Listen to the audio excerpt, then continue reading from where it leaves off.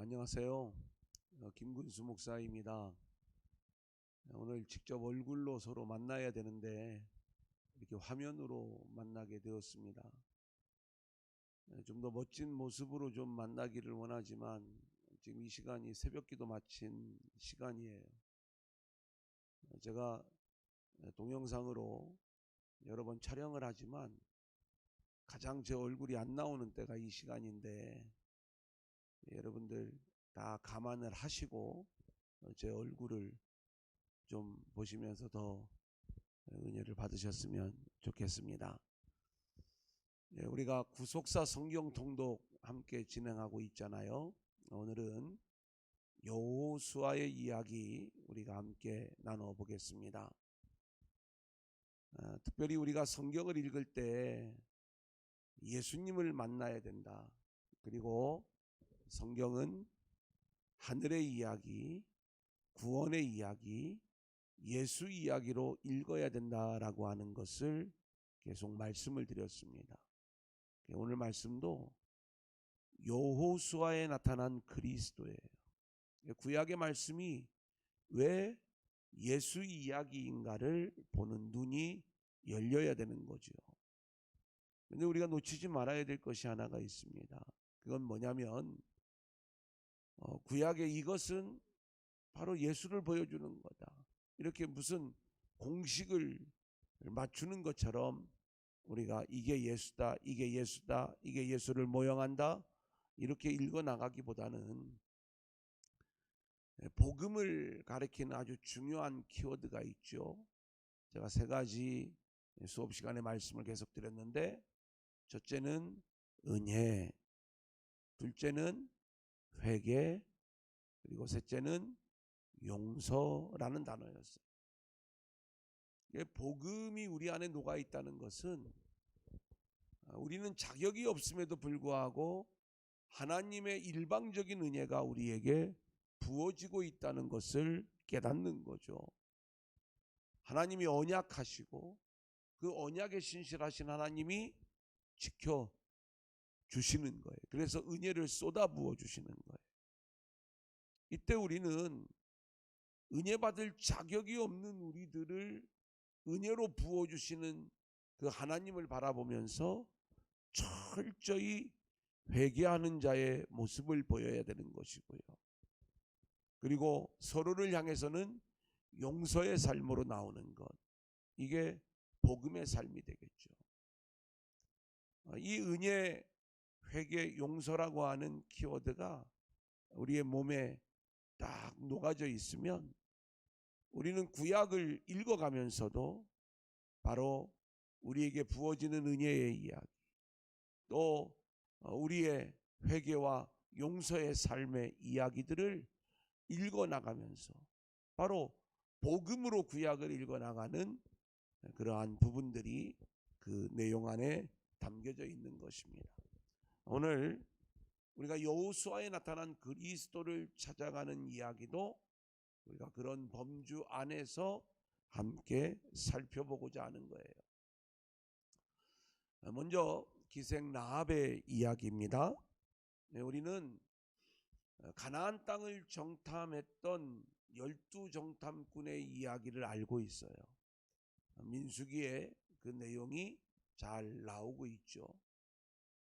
그 정탐에서 이스라엘은 큰 실패를 경험을 했습니다. 자, 이제 다시 가나안 땅을 정탐을 하는데 이번에는 2명의 정탐꾼을 은밀하게 보내는 것입니다. 그런데 이들이 들어왔다는 소문이 여리고에 퍼지면서 위기를 만나게 되는데 기생 라합의 도움으로 무사히 빠져나오는 이야기 우리가 잘 알고 있잖아요. 그러면 이 이야기 속에 어떤 그리스도의 이야기가 담겨져 있는가, 우리가 이 내용을 보게 되는 것입니다. 이 두 정탐꾼은 기생 라합을 만나서 무사히 빠져나왔다. 물론 이것도 하나님의 은혜이지만 이 라합의 고백을 통해서 가나안 땅으로 이스라엘 백성들을 들여보내시는 하나님의 일하심에 대하여 확신을 하는 거예요.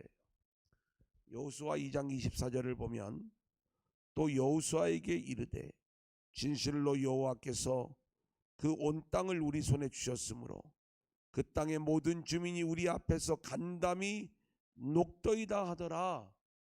이 보고를 드리게 되는 것이죠. 특별히 여리고에 있는 많은 사람들이 이스라엘 백성들의 출애굽의 과정에서 하나님이 하시는 일에 대하여 들었어요. 복음을 들었다 이 말입니다. 하지만 그 많은 사람들 가운데 오직 라합만이 복음 앞에 무릎 꿇고 그리고 그의 가정이 구원받는 이야기, 이게 라합의 이야기가 되는 것입니다. 특별히 이 라합이 구원을 받는 장면이 독특합니다. 이스라엘이 공격을 해올 때 창문에 붉은 줄을 메고 있으면, 그리고 가족들이 다 함께 그 집에 모여 있으면 안전할 것이다, 이 부분을 약속을 하죠. 이렇게 라합의 창문에 매달린 이 붉은 줄은 그리스도의 보혈을 의지하는 모습이다. 우리가 자연스럽게 이렇게 묵상을 할 수가 있겠죠. 한번 생각을 해보면 성경은 색깔을 가지고 일관되게 우리에게 말씀하시는 부분이 있습니다. 물론 이 붉은색이라는 것이 항상 긍정적으로 쓰인 것만은 아니에요. 하지만 많은 부분에서 그리스도의 보혈을 보여주는 장면이 있죠. 출애굽할 때에 이스라엘 백성들이 어린 양의 피를 바르는 거예요. 여기도 우리가 붉음을 연상할 수가 있죠. 지금 붉은 줄을 매달고 있는 라합, 그리고 라합의 가족만 구원을 받는 것, 이것도 그리스도의 이야기를 품고 있죠. 우리는 붉은 것을 탐하다가 결국 멸망의 길을 걸어가는 이 에서의 이야기, 팥죽을 이렇게 얻어먹는 이야기, 이것도 이 에서가 야곱에게 이야기를 할 때 붉은 것을 달라고 이야기를 합니다. 아무튼 우리가 이러한 모든 내용들을 바라보면 성경에서 이 붉은 것이 어쩌면 이런 그리스도를 보여주는 그러한 장면들을 우리가 보게 되는 것이고요. 제가 언젠가 전에 우리가 지금 3, 4학년 이제 과목이니까 제 과목을 들으셨으면 마태복음, 마가복음, 누가복음, 요한복음을 색깔로 말씀을 드린 적이 있습니다. 마태복음은 왕의 복음서요, 자색이다. 그리고 마가복음은 종의 복음이요, 홍색이다. 그리고 누가복음은 사람의 복음이죠. 인자로 오신 하나님, 흰색이다. 죄가 없으시다는 표시인 거죠. 마가복음의 홍색은 대속제물의 홍색을 얘기하는 거예요. 요한복음은 청색입니다. 하늘에서 오신 신적 기원이신 예수님. 자, 그러니까 붉은 것은 언제나 이렇게 그리스도의 보혈을 보여주는 그러한 의미가 담겨 있다, 이렇게 말씀을 드릴 수가 있겠습니다. 자, 이 라합의 이야기 속에 담겨져 있는 그리스도의 이야기 우리가 잠깐 나누었습니다. 자, 두 번째, 이제 요단강을 건너게 됩니다. 이 요단강을 건너는 장면이 또 그리스도를 보여주는 거예요. 요단강을 건너는 장면은 홍해와는 좀 차이가 있습니다. 홍해는 이미 갈라져서 육지가 된 그곳을 건너가는 장면이고요. 요단강은 여전히 물이 쏟아지고 있는 그러한 장면이에요. 자, 그런데 이 요단을 어떻게 건너게 되는가? 언약궤를 맨 제사장들이 쏟아지는 그 물이 흐르는 요단강을 들어가는 거예요. 언약궤가 요단강에 들어갈 때 쏟아져 내려오던 물이 그치게 됩니다. 그러면서 이스라엘 백성들이 요단강을 건너가게 되는 이야기거든요. 그러면 요단강을 건너는 그 모든 과정들의 이야기가 전적으로 언약궤의 은혜로 요단을 건너는 모습이 되는 거예요. 언약궤는 그 핵심이 언약궤를 덮고 있는 속죄소에 있다고 말씀을 드렸습니다. 그 속죄소 중앙에는 대속제물의 피가 뿌려지는 시은좌가 있는 거죠. 여기에 대속제물의 피가 부어질 때에 하나님은 그 피를 받으시고 우리를 용서해 주시는 거예요. 이게 언약궤의 비밀입니다. 그렇다면 이 언약궤는 전적으로 그리스도의 십자가를 보여주는 장면이라고 이야기할 수가 있어요.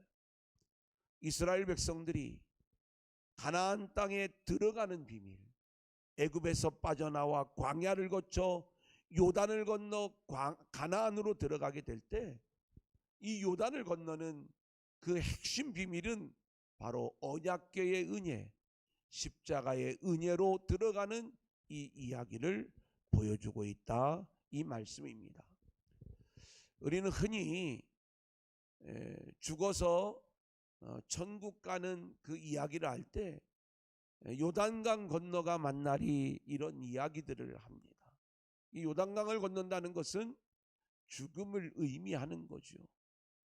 그런데 단순한 죽음이 아니라 이 요단강을 제대로 건너려면 우리는 예수의 십자가로 건너야 된다는 의미를 오늘 말씀이 들려주고도 있고요.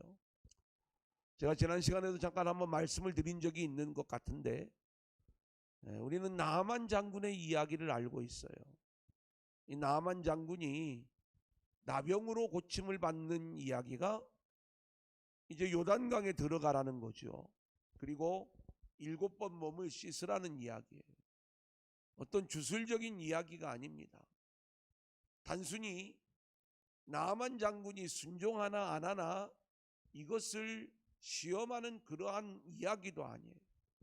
여기에는 우리가 또 묵상해 봐야 될 놀라운 복음의 이야기가 담겨 있는데, 요단강에 들어가라는 말씀을 통해서 이 이스라엘 백성들을 하나님께서 깨닫게 하시는 비밀이 그 안에 담겨져 있는 거죠. 요단강에 들어가 그들이 살아나온, 그렇게 요단강을 건넌 경험을 이스라엘 백성들은 하고 있는 거예요. 그때 그들은 언약궤를 붙잡았어요. 그 은혜로 건넜어요. 그 은혜로 요단강에 들어가 살아나오는 거죠. 나아만 장군의 이야기도 요단강에 들어가라 라고 이야기했을 때 그 이야기는 대속의 은혜, 십자가의 은혜가 그 안에 담겨 있음을 우리가 묵상할 수 있고요. 7이라고 하는 하나님의 언약의 숫자가 주어짐으로 우리가 나병에서 고침을 받는 것은 하나님의 언약 안에서 대속제물의 은혜로만 우리가 고침받을 수 있음을 보여주는 장면이다, 이렇게 말씀을 드릴 수가 있겠습니다. 우리는 이 영적 나병에 걸려 있는 모습들을 우리가 인정을 해야 되는 것이고요.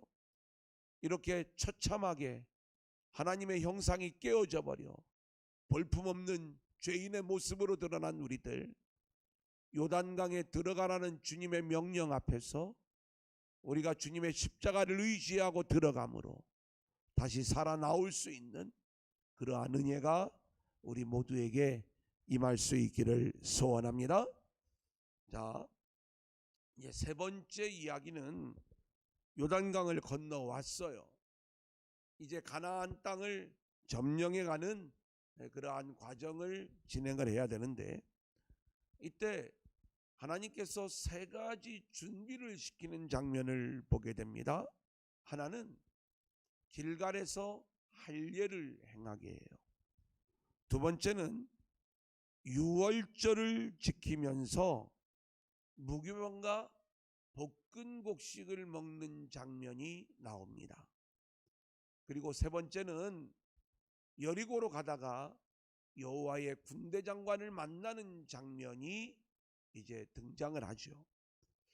여러분, 이 모든 이야기는 가나안 땅을 점령을 할 때 예수로 무장하는 그러한 장면을 우리가 생각해 볼 수가 있는 거예요. 자, 먼저 할례를 우리가 생각해 보겠습니다. 이 할례는 우리의 몸을 쪼개는 겁니다. 이 쪼개는 의식을 통해서 하나님의 언약 백성이 됨을 우리가 표현하는 것이죠. 물론 몸의 할례보다는 마음의 할례가 우선이 되는 것이죠. 그런데 생각을 해보세요. 이제 가나안 땅에 들어온 이스라엘 백성들이 하나님이 명령하신 할례를 행하면서 애굽의 숫지를 굴려보내요. 그 할례는 우리를 대신하여 당신의 몸을 쪼개신 그리스도의 은혜로만 내가 살 수 있습니다 라고 하는 그 믿음을 내 몸에 표시하는 게 할례예요. 근데 이들이 광야의 삶 동안에 이 의식을 행할 수가 없었어요. 여전히 자기 힘으로, 자기 능력으로 살아가는 것이 할례 받지 않은 백성들의 모습이 아니겠습니까? 이스라엘 백성들에게는 할례 받은 자기들과 이 할례 없는 자들과 그 차이가 얼마나 어마어마한 것을 그들은 알고 있었어요. 물론 그것이 나중에는 타락을 해서 자신들의 육체를 자랑하는 모습으로 나타났을 때 문제가 되는 것이죠. 할례는 본질적으로 그렇게 그리스도를, 그 흔적을 우리 몸에 지니는 것을 이야기하고, 그렇게 우리가 하나님의 은혜를 의지하는 모습으로 나아가는 것, 이것이 할례의 의미가 있는 것입니다. 저와 여러분은 마음의 할례를 통해서 애굽의 수치, 세상의 수치를 굴려보낼 수 있기를 소원합니다. 그래야 가나안의 주인공이 되는 거예요. 두 번째 준비는 유월절을 지키는 거라고 했습니다. 그리고 무교병을 먹는 것, 그리고 볶은 곡식을 먹는 거예요. 여러분, 이 장면도 철저히 예수를 보여주죠. 유월절을 지킬 때 어린 양의 은혜로 구원을 받잖아요. 바로 예수님을 보여주는 거고요. 무교병은 누룩이 들어가지 않는 그 떡을 먹으면서 자신들의 몸을 성결케 하는 이 모습을 보여주는 거고, 또 그런 의미에서 무교병 역시 그리스도를 보여주고 있고요. 볶은 곡식은 우리가 성경을 보면 떡 이야기가 많이 나오는데, 이렇게 그 떡을 때로는 숯불에 구운 떡을 주시는 하나님을 만날 수가 있어요. 불과 연결이 되어지죠.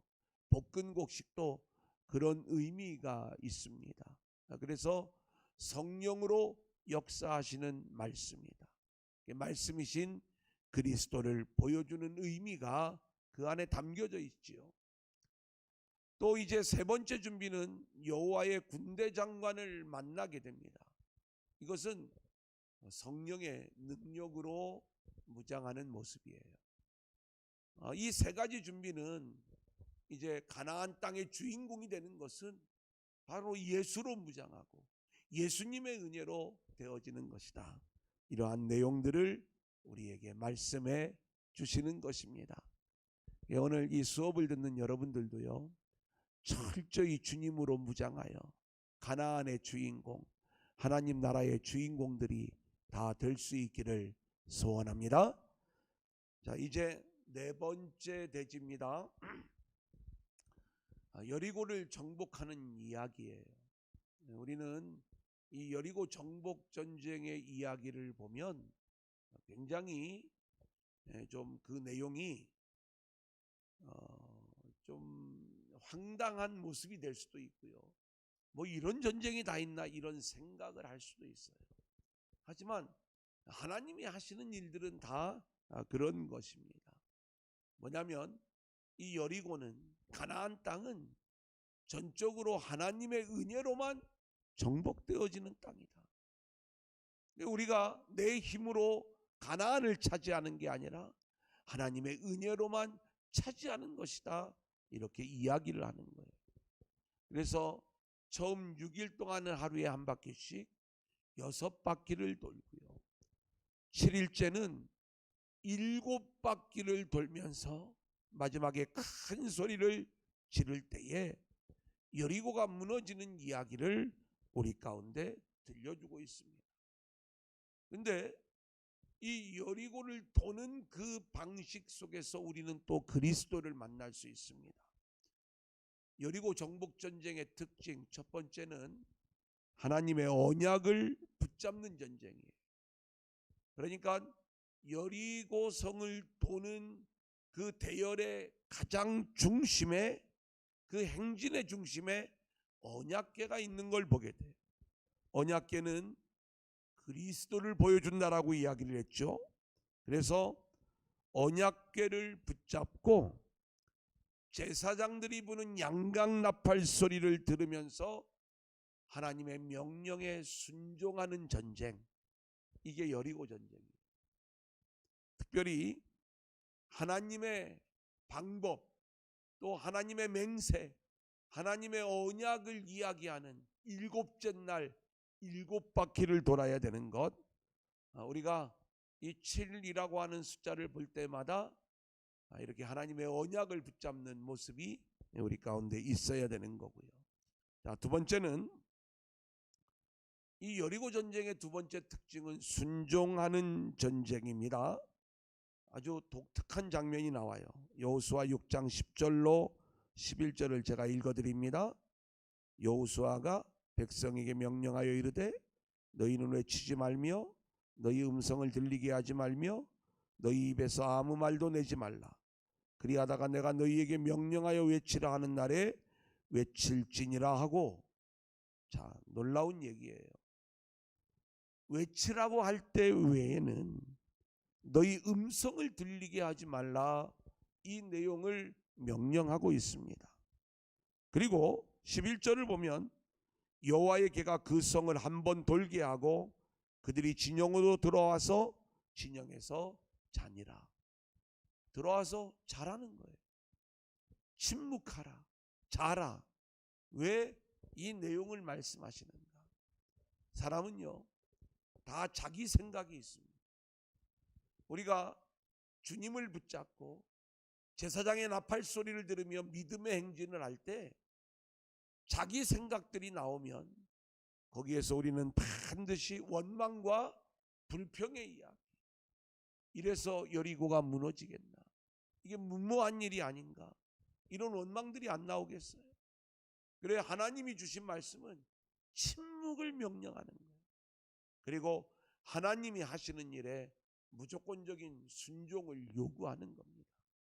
여러분, 복음은요, 바로 우리의 무능함과 하나님의 전능하심 앞에서 우리가 하나님 앞에 아무 말도 할 수 없음을 깨닫는 거예요. 욥의 깨달음이 그거였어요. 자기의 정직으로 자기가 하나님의 은혜와 평강을 누리는 줄 알았는데 자신이 누렸던 그 평강의 세계는 전적으로 하나님이 주시는 은혜로만 누리는 세계였다는 걸 알게 되는 거죠.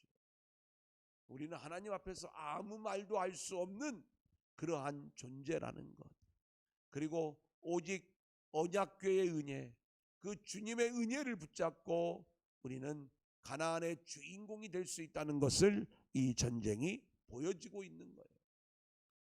세 번째로, 가나안 전쟁은, 이 여리고 정복 전쟁은 거룩의 전쟁입니다.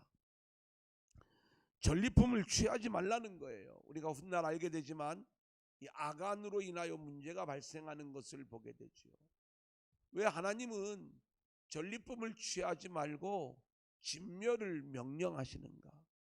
여기에는 이 전쟁을 통해서 영광을 받으실 분은 오직 하나님 한 분밖에 없다는 것을 보여줍니다. 여러분, 우리가 구원의 일에 있어서 가나안을 차지하는, 가나안의 주인공이 되는 것, 저와 여러분이 하늘의 주인공이 되는 그 구원의 일이 있어서 우리는요 은혜로 구원을 받은 거기 때문에 우리가 그 어떤 다른 전리품을 취하려고 하면 안 돼. 하나님이 주시는 구원의 상급, 이게 최고의 것이고요, 모든 영광은 하나님께로만 올려드려야 되는 거예요. 그래서 거룩을 명령하고 진멸할 것, 전리품을 취하지 말 것을 말씀하는 거예요. 이 복음의 의미가 이 전쟁 안에 담겨져 있는 것입니다.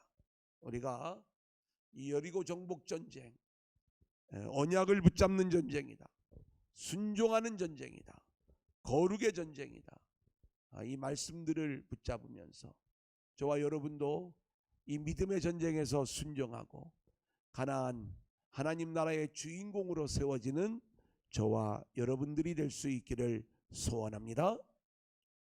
자, 제가 오늘 강의하려고 하는 게 이제 2페이지인데 절반이 맞춰졌어요. 이제 두 번째 30강으로 넘어가서 여호수아에 나타난 그리스도 두 번째 말씀을 진행하도록 하겠습니다. 여러분들은 잠깐 쉬어도 되는데 이렇게 잠깐 멈춤해 놓으시고 차 한잔 드시고 들으셔도 좋을 것 같아요. 저는 지금 이 녹화를 하는 이 과정 중에 있기 때문에 계속 이제 진행을 하도록 그렇게 하겠습니다. 이제 우리가 아이성 전투 이야기를 볼 필요가 있습니다. 여기에도 이 아간의 이야기를 통해서 우리는 그리스도를 만날 수가 있습니다. 여리고를 멋지게 정복을 했는데 아주 작은 성인 아이성 전투에서 이스라엘이 패하게 됩니다. 여호수아는 이렇게 인도하시는 하나님을 이해할 수가 없었어요. 그래서 7장 7절을 보면 왜 하나님 이러시려면 우리를 요단을 건너게 왜 우리를 이끄셨습니까? 하나님을 원망하죠. 자, 그때 하나님이 그들이 아이성에서 실패한 이유를 말씀하시는 거예요. 하나님의 말씀에 불순종했다는 거예요. 하나님께 바쳐야 할 전리품을 누군가가 훔쳤다는 거예요. 하나님은 이스라엘의 죄를 드러내시면서 오직 하나님의 은혜만을 붙잡도록 이끌어 가시는 것이죠. 자, 그래서 하나님의 해결책이 말씀되어집니다. 7장 15절인데요. 제가 읽어드릴게요.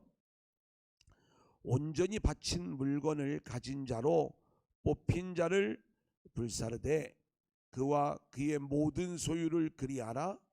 이는 여호와의 언약을 어기고 이스라엘 가운데서 망령된 일을 행하였음이라 하셨다 하라. 이렇게 말씀하고 있어요. 그래서 뽑힌 것이 아간입니다. 여러분 보세요. 이 아간이 뽑히는 그러한 과정을 보면 유다 지파가 뽑히는 거예요. 그리고 이제 죄인 중에 괴수가 뽑히는데 죄인으로 뽑히고 뽑힌 존재가 아간으로 드러나 이 아간이 죽임을 당하게 되는 거죠. 여러분, 이 아간의 얘기는 우리들의 이야기입니다. 죄인 중에 괴수, 죄인으로 뽑히고 뽑혀야 될 당연한 우리들을 대신해서 그 죄인 중에 괴수가 되어주신 분이 예수님이셔요. 물론 예수님은 죄 없으신 분이 죄인 중에 괴수로 뽑혀 죽임을 당하셨을 때 우리의 죄가 용서를 받는 거예요. 아간은 자기의 죄 때문에 죽임을 당하지만 그 역시 죄인 중에 괴수로 뽑히고 뽑히는 그 과정을 겪게 되고 이 과정 속에서 그가 죄인의 괴수가 되어 결국 돌에 맞아 죽음으로 이스라엘의 죄가 용서함을 받는 것. 여러분, 분명히 그리스도의 이야기들을 우리 가운데 보여주고 있는 것이죠. 아골골짜기에 아간이 죽은 후에 놀라운 승리를 거두게 되는 이야기. 한 사람의 범죄로 이스라엘의 진노가 임하게 되고 한 사람의 죽음으로 이스라엘에게 놀라운 승리가 주어지는 이야기. 이 이야기는 첫째 아담의 범죄로 온 인류가 죽음의 운명에 처하게 되었는데, 둘째 아담 예수님의 십자가로 온 인류에게 구원의 길이 열린 것, 이 그리스도의 이야기, 복음의 이야기를 우리 가운데 들려주고 있는 것입니다. 여러분, 하나님의 말씀은 이렇게 복음입니다. 철저히 우리가 복음으로 이 말씀을 읽어 나가야 되는 거죠. 로마서 5장 18절로 19절을 제가 읽어드리겠습니다. 그런즉 한 범죄로 많은 사람이 정죄에 이른 것 같이 한 의로운 행위로 말미암아 많은 사람이 의롭다 하심을 받아 생명에 이르렀느니라. 한 사람이 순종하지 아니함으로 많은 사람이 죄인 된 것 같이 한 사람이 순종하심으로 많은 사람이 의인이 되리라. 아멘이죠. 이제 기브온 사람들 이야기입니다. 사실 이 동영상 준비하면서 한 번에 끝내려고 하다가 지금 잠깐 저는 멈췄다가 좀 진행을 하는 겁니다. 몇 가지 기술적인 문제가 있었어요. 한 번에 실시간으로 올려서 링크만 좀 보내드릴 요량이었는데, 자, 이제 얼마 남지 않았습니다. 우리 기브온 사람들 이야기. 여기 어떤 그리스도의 이야기가 담겨져 있는가? 가나안 땅에 7 족속이 있었습니다. 그런데 이들은 아이성과 여리고성 점령 이야기를 들으면서 이스라엘에 대한 두려움을 갖게 되는 거죠. 그래서 이들이 힘을 합쳐 이스라엘을 막아보고자 동맹을 맺는 장면이 나옵니다. 하지만 이 가나안의 족속들 중에서 기브온 족속만은 도저히 우리가 하나님을 이길 수 없다, 이스라엘의 배후에는 하나님이 계시다, 이것을 깨닫는 순간에 이스라엘과 언약을 맺기로, 조약을 맺기로 결심을 하면서 속임수를 동원합니다. 마치 먼 곳에서 온 사람 흉내를 내는 거죠. 우리는 성경에서 이런 속임수의 장면들이 나올 때마다 좀 불편함을 감출 수가 없죠. 가령 리브가와 야곱이 공모를 해서 이삭을 속여 장자권의 축복을 받아낼 때 이런 모함과 속임수로 받아내는 그런 장자권이 어떤 효력이 있겠는가? 우리 인간의 생각을 가지고 이렇게 우리가 이 속임수를 바라보는 거예요. 하지만 우리가 그 장면을 곰곰이 묵상을 해보면 리브가는 이 아이들이 뱃속에 있었을 적에 큰 자가 어린 자를 섬길 것이다, 이 어린 자에게 하나님의 뜻이 있다는 걸 알았어요. 그 하나님의 뜻을 붙잡기 위하여 이 속임수가 발각되면 저주가 임할지도 모르는데 그 저주는 내게 돌려라, 저주의 십자가를 오히려 지면서 속임수를 동원하여서라도 하나님의 말씀이 이루어지게 하는 이 일들을 우리가 보게 된다면 관점이 좀 달라지겠죠. 오늘 본문도 우리가 그런 장면으로 이 속임수를 볼 수 있어야 됩니다. 하나님의 언약 백성이 되기를 원하는 기브온 백성들, 하나님이 함께하는 이스라엘, 그 이스라엘과 연합된 자가 되어 살기를 원하는 이 기브온 사람들의 그러한 노력이었다, 우리가 이렇게 말씀을 드릴 수가 있는 것이죠. 이 장면은요, 사실 우리가 노아 할아버지 이야기부터 생각을 해보면 훨씬 더 은혜가 되어집니다. 노아 할아버지가 술이 취했을 때 그 장면을 함이 헐뜯죠. 하지만 셈과 야벳은 그 허물을 덮어주는 장면이 나옵니다. 그 이야기의 결론은 함의 아들인 가나안이 저주를 받는 거예요. 그러니까 가나안은 가나안의 주인공이 될 수 없는 이유가 암시가 되어져 있는 것입니다. 죄로 인하여. 그리고 물론 뭐 아버지의 죄 때문에 아들이 후손이 이런 의미는 아닙니다.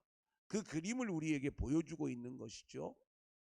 그 대신에 셈과 야벳에게 하나님의 은혜가 흐르고 있는 장면을 보게 되는데, 셈의 후손인 아브라함에게 하나님의 구속사가 흐르는 장면을 우리는 보게 되는 거죠.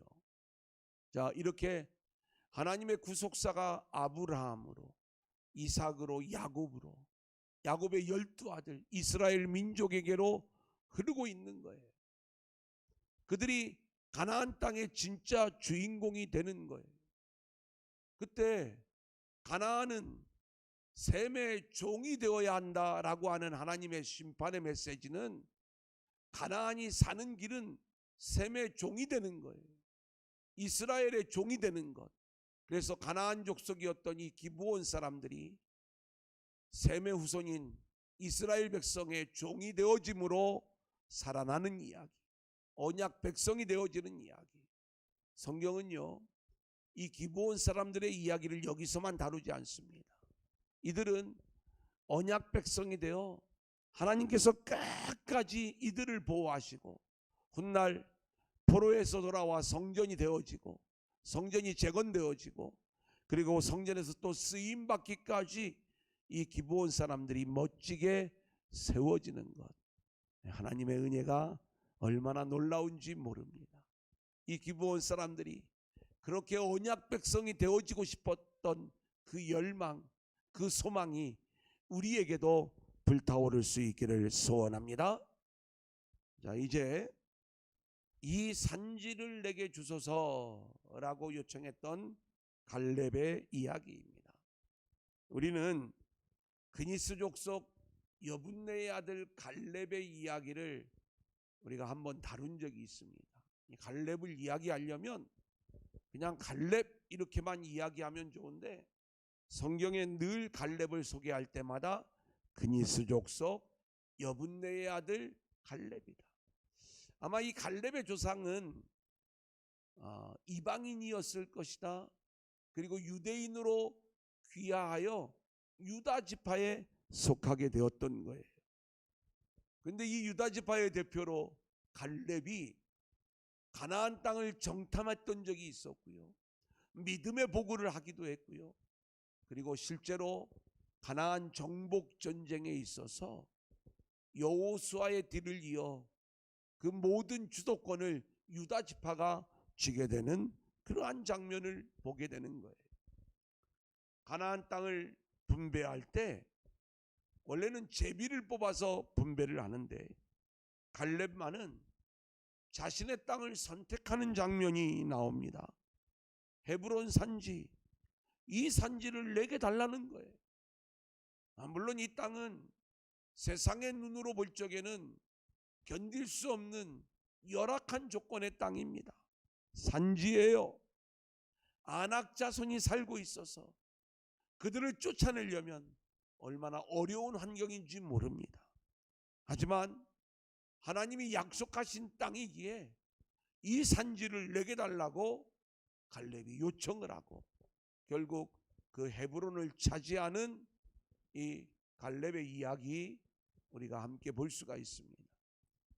이 헤브론은 하나님과의 교통이라고 하는 의미를 가지고 있습니다. 먼 옛날이죠. 아브라함이 세겜으로 들어와 베델에 올라가 그리고 헤브론을 차지하는 이야기, 야곱도 세겜, 베델, 헤브론으로 이어지는 이야기들을 우리가 보게 되는 거예요. 가나안의 삶은 세겜으로 들어오는데, 이 세겜은 힘, 능력의 의미를 가지고 있습니다. 그렇게 그 능력을 얻는 땅이에요. 그 세겜을 통과해야 돼요. 그 다음에 베델로 올라가야 돼요. 이 베델은 하나님을 예배하는 곳이죠. 하나님을 예배하는 삶이 되어야 돼요. 그리고 헤브론을 차지해야 돼요. 헤브론은 하나님과의 교통이라는 의미를 가지고 있습니다. 그래서 이 아브라함이 헤브론 땅에 막벨라 굴을 이제 마련하고 영원한 안식처로 삼고 있는 것입니다.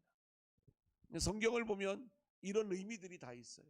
그래서 우리가 가나안을 살아간다는 것은 힘과 능력을 공급받는 삶이고요, 하나님을 예배하는 삶이고, 그리고 하나님과 교통하는 삶인데, 이 헤브론이 하나님과의 교통이라고 하는 의미를 가지고 있다.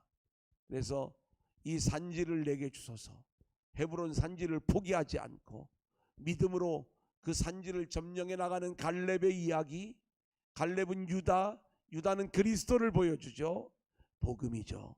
이 모습을 우리에게 들려주시는 것입니다. 이제 여호수아의 마지막입니다.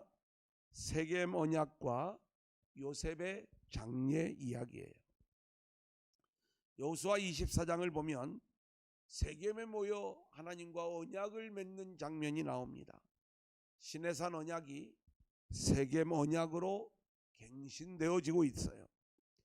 여호수아가 언약의 중재자가 되어서 모든 이스라엘 백성들을 세겜에 모아놓고 언약을 새롭게 갱신하는 장면인데, 나와 내 집은 여호와만을 섬기겠다는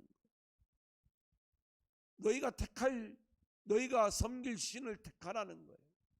근데 나와 내 집은 여호와만을 섬기겠다는 것.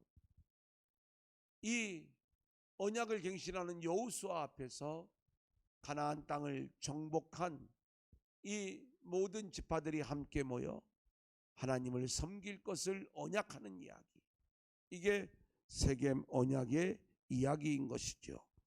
자, 여호수아 24장 14절 제가 읽어드립니다. 그러므로 이제는 여호와를 경외하며 온전함과 진실함으로 그를 섬기라. 너희의 조상들이 강 저쪽과 애굽에서 섬기던 신들을 치워버리고 여호와만 섬기라. 이렇게 여호수아가 외쳤을 때에 24절, 백성이 여호수아에게 말하되 우리 하나님 여호와를 우리가 섬기고 그의 목소리를 우리가 청종하리이다. 이렇게 고백을 하는 거예요. 저도 여러분에게 이야기합니다. 오직 하나님만 붙잡고 예수님만 붙잡고 말씀만 붙잡고 성령님의 능력에 의지하여 이 땅을 살아가십시오. 아멘 하셔야 됩니다. 이게 하나님과 우리 사이의 언약이 되어져야 되는 거예요. 이제 마지막으로 요셉의 뼈를 장사 지내는 이야기가 나오게 되죠.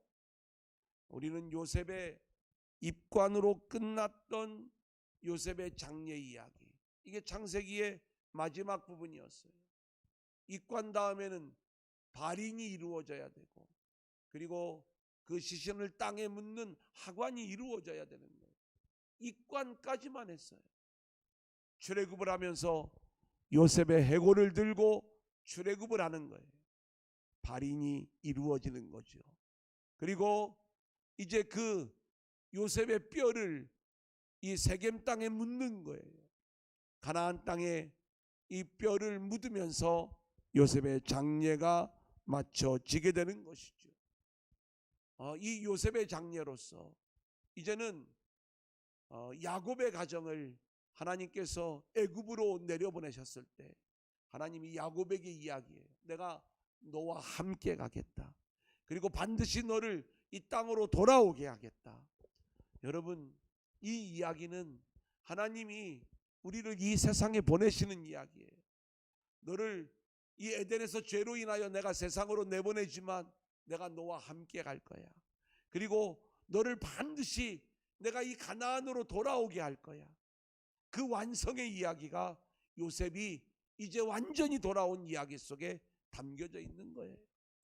하나님께서 이미 우리의 구원을 이루어 주셨고 또 우리의 구원을 이루어 주실 줄로 믿습니다. 하나님이 하시는 일이에요. 우리가 그 하나님이 하시는 일에 순종하고 나아가기만 하면 구원의 완성을 이루시는 하나님의 은혜가 우리 모두에게 임하게 될 줄로 믿습니다. 예, 여기까지 오늘 강의를 마치고요. 우리 이제 이 강의를 한번 이렇게 잘 들었으면 한 번 정도 좀 더 들었으면 좋겠어요.